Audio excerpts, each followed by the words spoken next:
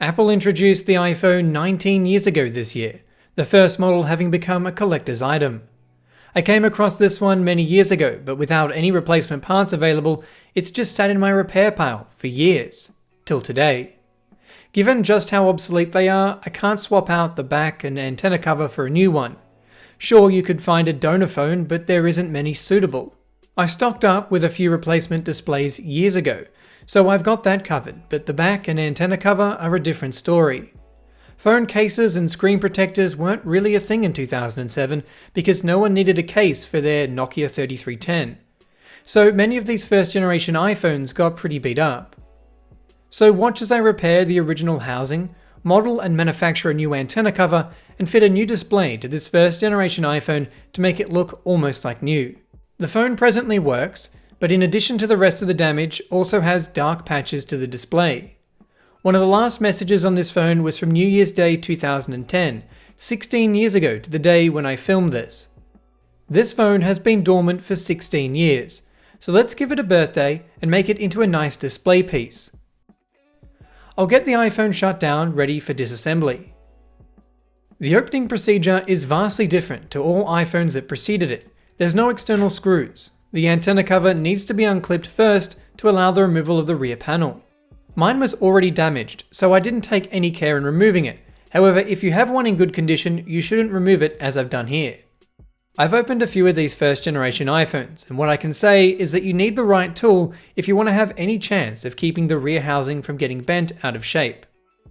A right angle metal dental pick needs to be inserted in the gap between the stainless steel bezel and rear cover, rotating it to lever the back free from the strong metal clips holding it in place. You need a strong tool to achieve this.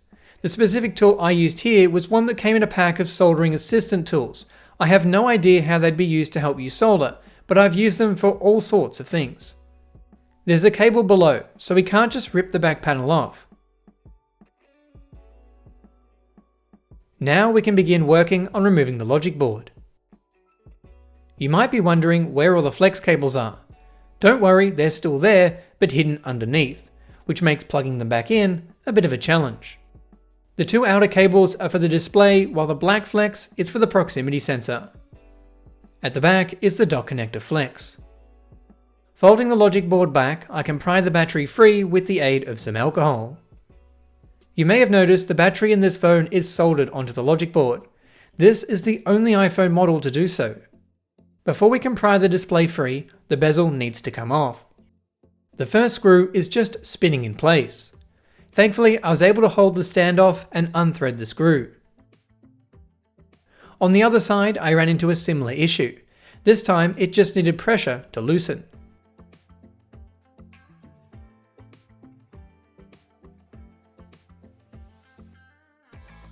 With the bezel off, we now have the raw display in view. To separate it from the midframe, we'll use some heat to soften the adhesive holding it in place. The glue is only securing the top and bottom of the display, so it's quite easy to pry free. This phone was only used for 3 years by its original owner, but look at that buildup of grime. It's gross. Once the display's flex cables are unstuck from the other side of the midframe, the display can be removed, weaving the cables through the midframe, a process very similar to an iPhone 4 or 4S. While I'm going, I'll take the time to remove the remainder of old adhesive and glass left behind from the old screen.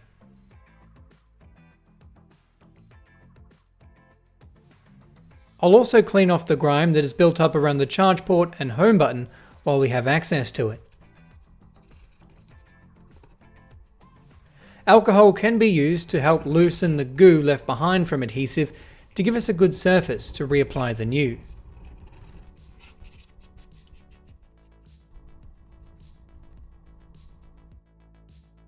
The earpiece speaker mesh will also need to be transferred from the old screen over to the new one before it's installed. The new display I have here I purchased several years ago for about $30 US. There was only a few left in stock when I bought it, so I don't know how you'd go finding one today if you needed one. It does have Apple branding, so it could possibly be a refurbished display, meaning it's an original screen with new glass fitted. Before a new display can be fitted, we need to remove any remaining glass and reapply some new adhesive to ensure the display is adequately held in place.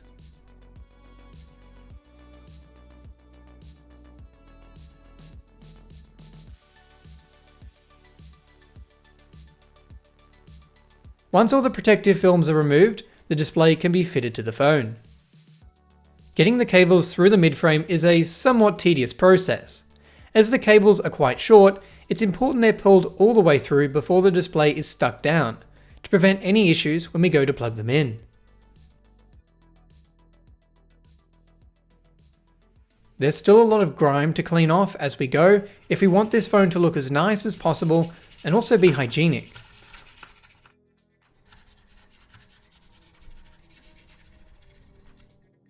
But with the screen installed, we can begin reassembling the phone.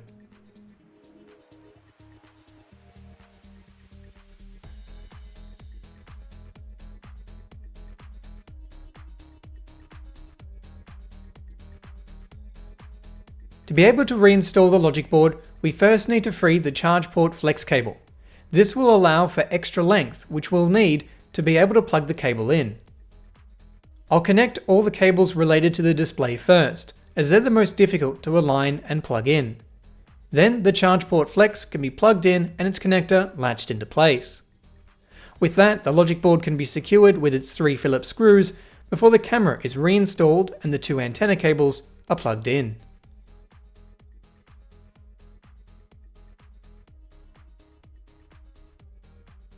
I'll get the battery seated back into position, and with that, we've completed the display replacement.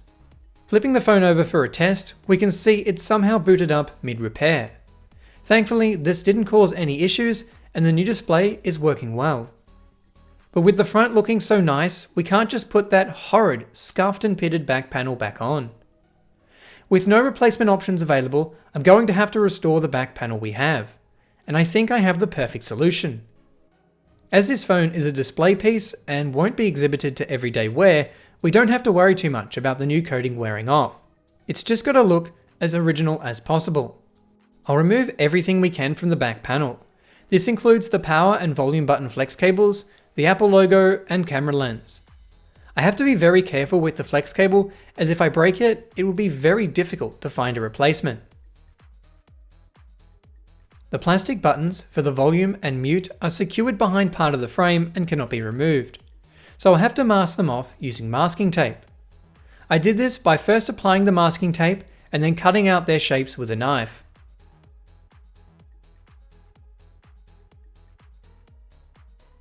Once masked, it's time I took to the pitted areas with sandpaper to smooth out the housing so we can get the best finish possible. I've never seen a housing so worn. The anodized coating has been worn through or flaked off on the sides, and is lumpy. The housing was cleaned with terps before painting. The paint I'm using is called Silver Bright Anti-Corrosive Top Coat, or as it should be called, iPhone Silver, because the color is so close to the original, I'm actually amazed. We'll compare this iPhone to one in good original condition later to see just how close we got it. With the paint done, I'll need to reinstall all the components we removed earlier, starting with the Apple logo and camera lens. Then I can go ahead and install the power and volume button flex cable.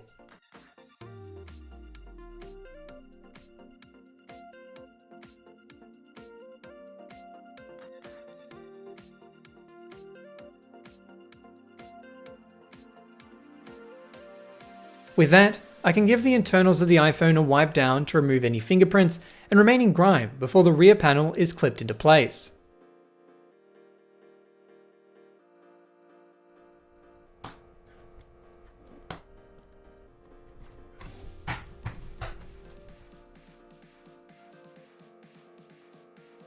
This phone is starting to take shape, but one part we can't go without is the antenna cover. The original is absolutely destroyed. There's no resurrecting it. I scoured the internet to see if someone had already designed a replacement I could just 3D print. I found one, described as being a perfect 1:1 scale model. It sounded just like what I'm looking for. So I fired up the 3D printer and got to printing. While it looked alright on the computer, when it printed there was a big issue. It's not even close to the original. The sides are too short and have the wrong curvature, not to mention the overall length is too long. So I set out to design my own. I started with scanning what I had of the original cover. Once I had it to scale, I traced the shape using a series of circles in CAD software. Being my initial attempt at designing a custom piece, it took a day and a half to perfect it, undergoing several revisions. I started with just the sides and lower section in separate pieces to test fitment. This was my mistake, as when I came to join the pieces together, I found they didn't quite line up. I revised my CAD design to extrude only one side and use the revolve tool to continue it around the corners, making a perfect model. Then I could cut the provisions for the 30-pin connector before undergoing a physical test fit on the phone. With the basic shape designed, the speaker holes were next. I wanted to follow the original design, however I had issues printing them. I may have had a better print if I'd used smaller holes, but I found using a less complex pattern created a much better print, even if it's not the same as the original. Then all that was left to do was add the attachment points. There is a tab below the charge port which keeps the bottom of the cover in place.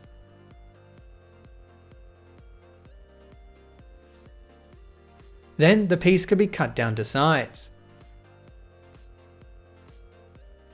How about that? It's looking pretty good. Now we just have to print the final piece. Having printed my prototype pieces laying flat, I found the finish not to be ideal, with coarse edges and a textured back. By printing it vertically, we end up with a nice smooth print. I used PLA matte for this part, which is known for its matte finish and nice smooth texture. Let's take a look at how it turned out. Removing the support pieces, we can see just how smooth the finish is. The trade-off to printing vertically is the speaker and microphone holes aren't as crisp as previously, but I'd take that over the textured back of the previous prints. And it's looking quite similar to the original. I haven't yet added the two little clips near the top, so I'll just use adhesive for now to secure it in place. I may revise the model so it can attach without adhesive, however I'll do that at a later date. Attaching the new 3D printed rear cover, this iPhone first generation is back in one piece. Now all that's left to do is remove the plastic protective film from the display. It's been stuck on here a very long time, so it didn't come off gracefully.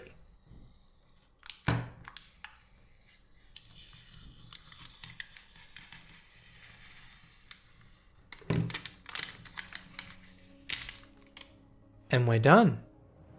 So this is it, a true transformation of a destroyed classic into a perfect display piece. Compared against one in original condition, you can see just how well the back panel came up. The antenna cover too. It's hard to believe that's the same rear panel. I'm really happy with the result, considering how damaged the phone looked at the beginning and the lack of replacement parts. Instead of being hidden away as a poor example, it's now something nice to sit on a shelf and admire as the original iPhone. For anyone looking for an antenna cover, I'll upload my 3D print and leave a link to it in the description. And for a limited time, I'll also sell them on the store for anyone who doesn't have their own 3D printer. And on that note, this has been a Hugh Jeffries video. If you like what you saw, consider subscribing and check out the phone restoration playlist for more videos just like this one. And if you're looking for any used devices, be sure to check out my online store, link for which is down in the description. That's all for this video, and I'll catch you guys next time.